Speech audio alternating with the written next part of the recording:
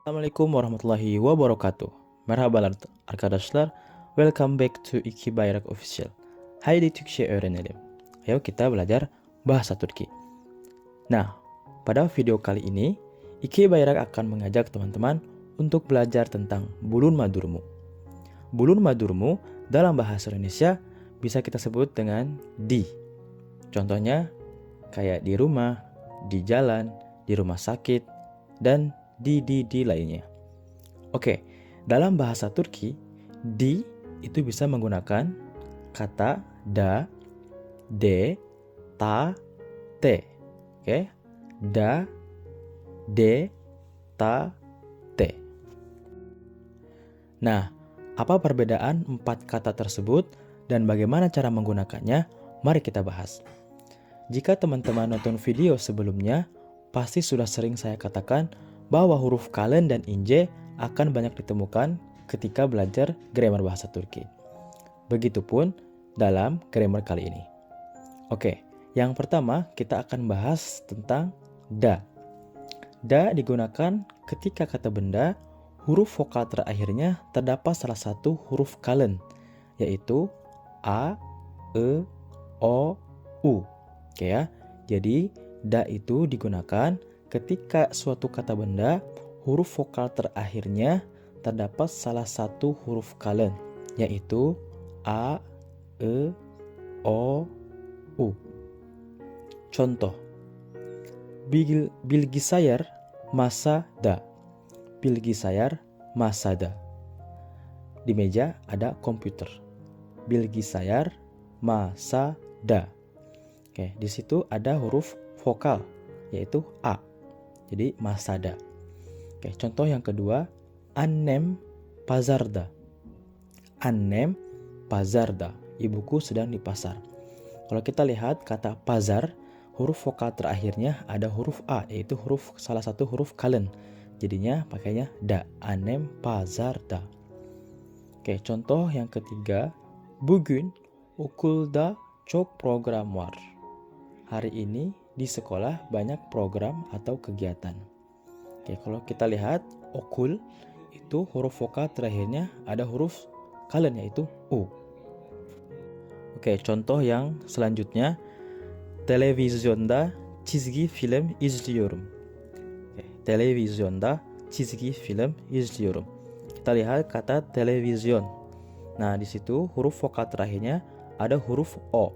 Ya, itu salah satu huruf kalın, jadi kita pakainya da. Televizyonda çizgi film izliyorum. Oke, sekarang yang kedua yaitu d. D digunakan ketika kata benda huruf vokal terakhirnya terdapat salah satu huruf ince, yaitu e, i, e, u. Ya, ini hampir sama dengan da, tapi bedanya ini adalah huruf vokal terakhirnya terdapat salah satu huruf ince, ya, e, i, e, u. Contoh, bugün evde misafir var. Bugün evde misafir var. Kita lihat kata ev, evde. Nah, huruf vokal terakhirnya, karena memang cuma ada satu huruf vokalnya, yaitu e, ya, salah satu huruf ince, jadinya evde. Hari ini ada tamu di rumah. Oke, contoh yang kedua, denizde çok balık var. Denizde çok balık var. Oke, kita lihat kata deniz. Ya, huruf vokal terakhirnya ada huruf vokal ince, yaitu i. Maka kita menggunakan d. Oke, denizde çok balık var, ada banyak ikan di laut. Oke, contoh yang selanjutnya, öğrenciler hepsi kantinde. Öğrenciler hepsi kantinde. Oke, ini sama juga, kita lihat kata kantin, huruf vokal terakhirnya ada huruf ince, yaitu i. Jadinya kantinde. Artinya murid-murid semuanya di kantin. Contoh yang selanjutnya, hastanede doktorlar var. Oke, hastanede doktorlar var. Kita lihat contoh hastane, ya. di situ ada huruf vokal terakhirnya e, ya, salah satu huruf inje. Jadinya pakai d. Hastanede doktorlar var. Di rumah sakit ada banyak dokter.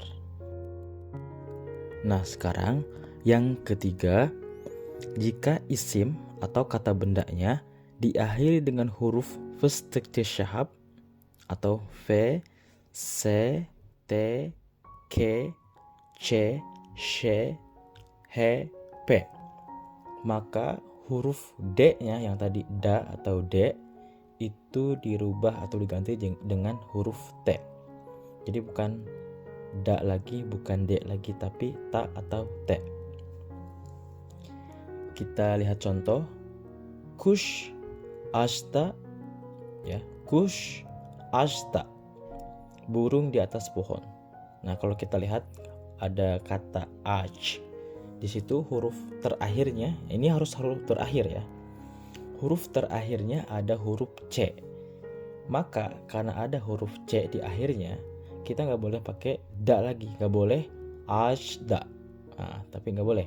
Jadi huruf d-nya dirubah jadi huruf t, jadinya ajta. Nah, kenapa pakai a juga di sini? Karena lihat huruf vokal terakhirnya yaitu huruf kalen, yaitu a, jadinya ajta, bukan ajte. Oke ya. Kemudian contoh yang kedua, sınıfta öğretmen ve öğrenciler var. Di kelas ada guru dan para pelajar. Kita lihat kata sınıf ya. Sınıf, huruf terakhirnya ada huruf F ya, festekte syahab. Ada salah satu huruf itu ya, yaitu huruf F. Maka kita nggak boleh pakai da atau d. Kita gunakan ta ya. Nah, kenapa pakai a di sini? Karena huruf vokal terakhirnya ada huruf kalen yaitu e. Jadinya sınıfta, bukan sınıfte. Oke, kemudian selanjutnya öğrenciler teneffüste yemekhaneye gidiyorlar. Para mahasiswa atau pelajar pergi ke tempat makan di waktu istirahat. Kita lihat kata teneffüs. Ya, di situ huruf terakhirnya diakhiri dengan huruf s ya atau c.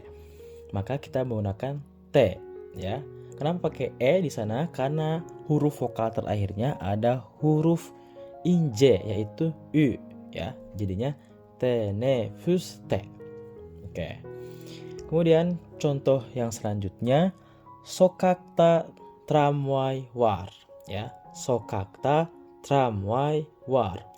Ada tramway di jalan. Oke. Kita lihat kata sokak ya, di sana ada diakhiri dengan huruf k ya atau k ya. Kemudian kita pakainya ta bukan da. Sokakta ya. Kemudian di situ juga huruf vokal terakhirnya ada huruf a yaitu salah satu huruf kalen, jadinya sokakta. Oke. Kemudian lagi Ahmed parkta. Ahmed sedang di taman. Ya, kita lihat kata park itu huruf terakhirnya ada huruf k ya, festekte syahab. Nah, ini harus diingat nih huruf-huruf ini. Jadi makanya saya mudahin, jadinya festekte syahab. Ya, parkta huruf vokal terakhirnya yaitu a, jadinya a, parkta bukan parkte. Gitu ya. Sekarang yang keempat, jika kata bendanya berupa nama orang, nama kota atau negara, maka sebelum ditambahkan da, de, ta, te, maka harus ditambahkan tanda petik di atasnya. Kita lihat contoh yang pertama, Gazete Hasanda. Koran ada di Hasan. Nah, sebelum kata da-nya, Hasan, da, itu harus ada tanda petik ya. Oke, kemudian ben İstanbul'da kalıyorum. Aku tinggal di Istanbul. Kita lihat sebelum kata sebelum kata da itu ada tanda petik ya setelah kata Istanbul. Oke, kemudian itu nama kota ya. Yang pertama nama orang. Yang sekarang ketiga, Indonesia'da deniz var mı? Apakah ada laut di Indonesia? Nah, ini nama negara. Setelah kata Indonesia, negara Indonesia ada tanda petik, kemudian da, Indonesia, da Denis Warma. Kemudian contoh yang keempat, benim param hepsi Ahmette.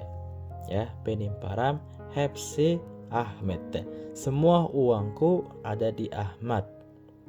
Nah, ini nama orang lagi.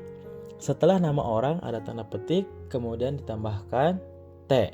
Ya, jadi ini ya, kalau untuk nama orang, nama kota, nama negara, maka kita harus ada tanda petik dulu, teman-teman. Sedikit tambahan dalam bahasa Turki, ada yang namanya var dan yok. Var artinya ada, dan yok artinya tidak ada. Var dan yok kadang-kadang digunakan berbarengan dengan grammar da, de, ta, te. Contohnya, apakah ada orang di rumah? Jawabannya ada atau tidak ada ya. Jadi begitu. Kita lihat contohnya. Evde bilgisayar var. Di rumah ada komputer. Bisa juga evde bilgisayar yok. Di rumah tidak ada komputer. Contoh lagi. Ofiste sekreter var. Di kantor ada sekretaris. Ofiste sekreter yok. Di kantor tidak ada sekretaris. Dolapta elbiseler var. Di lemari ada pakaian. Dolapta elbiseler yok. Di lemari tidak ada pakaian. Oke, sekarang yang tanya. Ini kata tanya. Sokakta araba var mı? Sokakta araba var mı? Apakah ada mobil di jalan? Kalau jawabannya iya, kita pakai evet. Evet, sokakta araba var. Ya, di jalan ada mobil. Kalau jawabannya nggak ada, hayır, sokakta araba yok. Tidak, di jalan tidak ada mobil. Nah, itulah bulun madurmu atau materi pada video kali ini, teman-teman. Selamat belajar, görüşürüz.